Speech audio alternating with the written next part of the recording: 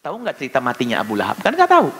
Kita sering mendengar cerita matinya daripada Abu Jahal, ya, Uqbah bin Abi Mu'aid dan para penjahat-penjahat kelas ulung daripada yang menjahati Rasulullah Shallallahu Alaihi Wasallam.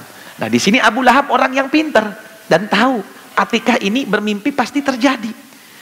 Dan ini satu tanda ketika ada suruhannya Abu Sufyan yang bernama Abu Dhamdam datang memberikan kabar, suatu kabar yang sangat benar-benar mengkhawatirkan.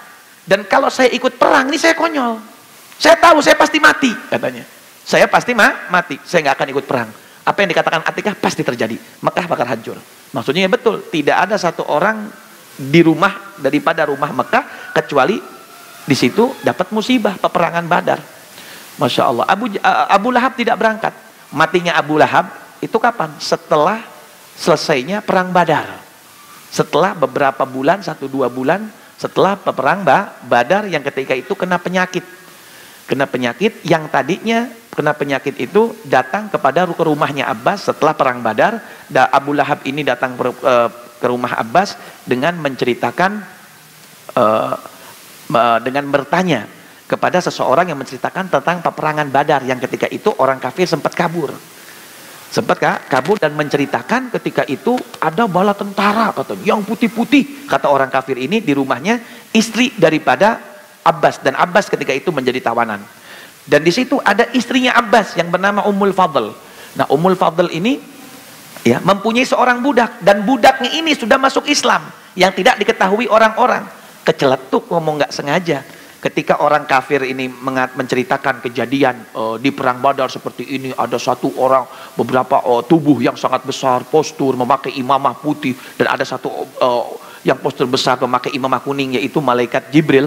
Ya, orang kafir ini nggak tahu siapa mereka.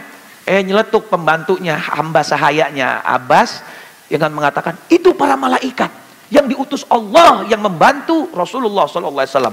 Kaget siapa Abu Lahab ini. Hei, wahai budak belian, apa kamu sudah masuk Islam?